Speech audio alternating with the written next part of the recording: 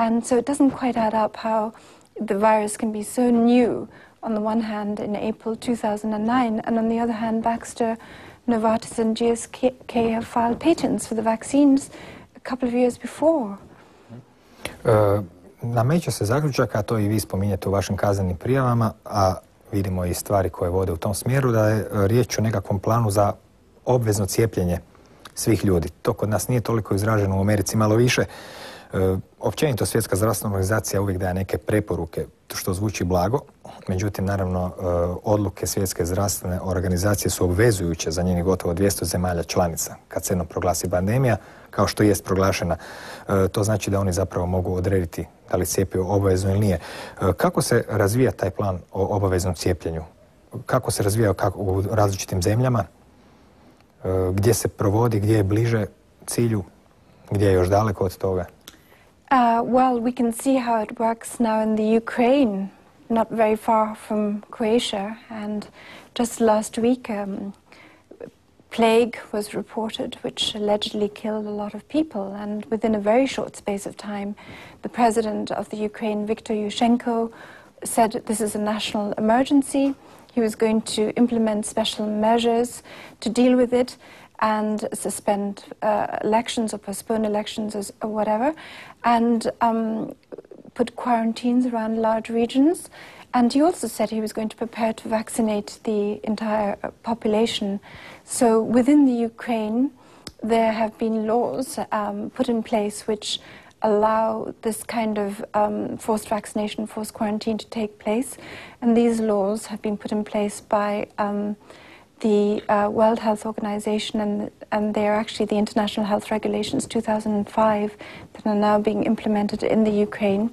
A crisis committee has been set up, and this takes over control of key government functions in the Ukraine, also the police and the health services. So that's how easily it can happen. They just have to find an excuse to declare there's a big pandemic, and then they can start implementing all this legislation, which is on the books anyway. The same is true of the USA. A couple of weeks ago, President Obama declared a national emergency over the swine flu pandemic, and by doing this he activated certain laws which will also enable the federal government and states to implement forced vaccination and forced quarantine eventually if they think they can get away with it. Što ti zakoni doista omogućuju, kako u Americi, tako i u Engleskoj i u Francuskoj?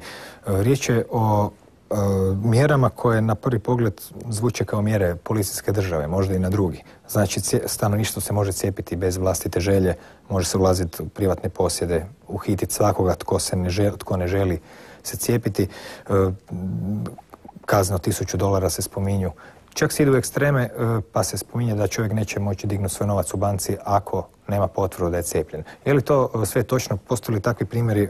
Ja sam ih skupio dosta po internetu. Neki se tiču nekih država, američkih kao Massachusetts, neke se tiču evropskih država, poput Francuske. Dajte nam nekoliko primjera u kom smjeru i kako to ide negdje drugdje. Yes, I mean, you mentioned Massachusetts, which has particularly draconian laws. Under the Massachusetts pandemic emergency declaration, the police can force vaccinate children. They can go into people's homes, and they can even burn homes and quarantine whole towns. They can send people to FEMA camps, I suppose, on the grounds that they could be infected with the swine flu.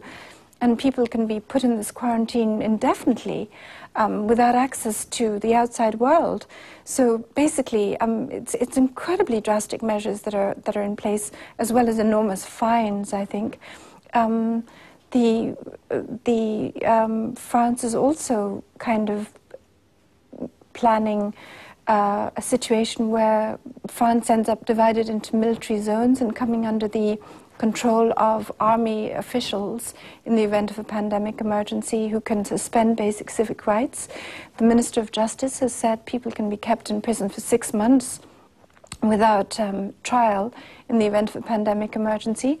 Children can be put on trial in adults' courts.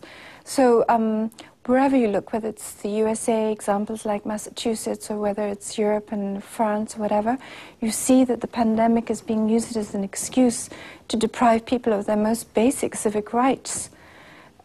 Yes. Kada pričamo o posljedicama cjepiva, inače na vašem sajtu Swine Flu postoji ogromna količina tekstova i članaka koje svaki dan obnavljate i updatirate. Da li se može govoriti da su se već dogodile neke smrti koje su posljedica cjepiva, s obzirom da također postoje nekakve indicije da takva cjepiva koja rade u 3 koraka zapravo ne donose smrt odmah? U prvom koraku, ako sam dobro shvatio, se imunološki sustav ugasi, u drugom se cjepivo ubrizga, u trećem onda imunološki sustav svojom pretjeranom reakcijom zapravo ubija čovjeka, jer ne bi baš bilo jako efikasno cijepiti ljude dok drugi okolo umiru. Međutim, da li prema vašim podacima postoje već neke smrti od cijepiva dokumentirane? Yes, if we look at Sweden, at least 5 people have been reported to have died shortly after they took the swine flu shot by the mainstream media alone. And 160, I think, nurses had severe reactions in Sweden. And those are just the cases that are reported in the mainstream media. Bear in mind, the Swedish government doesn't require doctors to report deaths or damage caused by the swine flu. We also don't know how many people in Sweden have actually taken the swine flu shot, because the government only reports how many doses have been distributed, which is 1.4 million. There's no figures about how many people have actually taken the shot. So we can see in Sweden people who have died as a result of this jab already. You were referring at first to the WHO memos of 1972, which were uncovered by Patrick Jordan and Dr. Rebecca Carley in the USA, and they found that the World Health Organization, even back then, was thinking of using vaccines to kill people, and had developed a method which we now can see being realized in the swine flu vaccine, as you just described it. Da li je bilo primjera svinjske gripe u nedavnoj prošlosti, prije 20, 30, 50, 80 godina? Postoje nekakve čak i teorije da je poznata gripa iz 1918.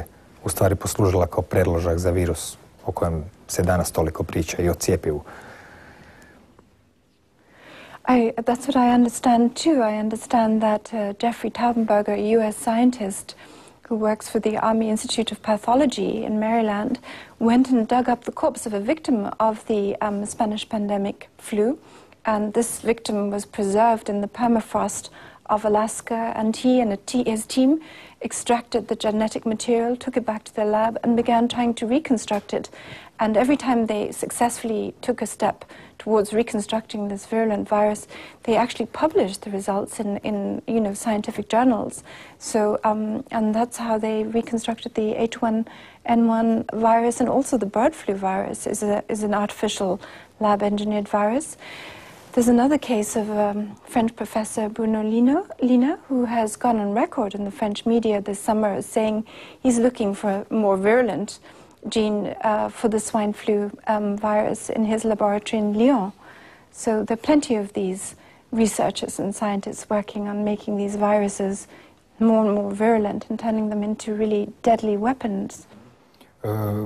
Možete li nam možda još jednom detaljnije objasniti što zapravo cjepivo protiv svinjske gripe u sebi sadrži? Koje sve viruse ili nešto što bi moglo djelovati pogubno?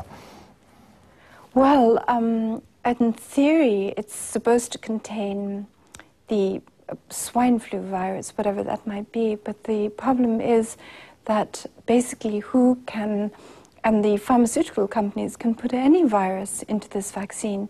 What we have found is that there are no controls at all on this vaccine. The Polish health minister herself said recently, we don't know what's in this vaccine. Anything could be in it because it's kept secret under commercial secrets. The companies themselves admit that mercury is in it, and mercury has caused autism in children, and squalene is in it, and live virus is in it. Though we can't be sure really what live virus is in it. The secret contract that the French government sealed with Baxter was eventually published just a couple of weeks ago, and it turned out that Baxter had a contract to supply 150 vaccines for meningitis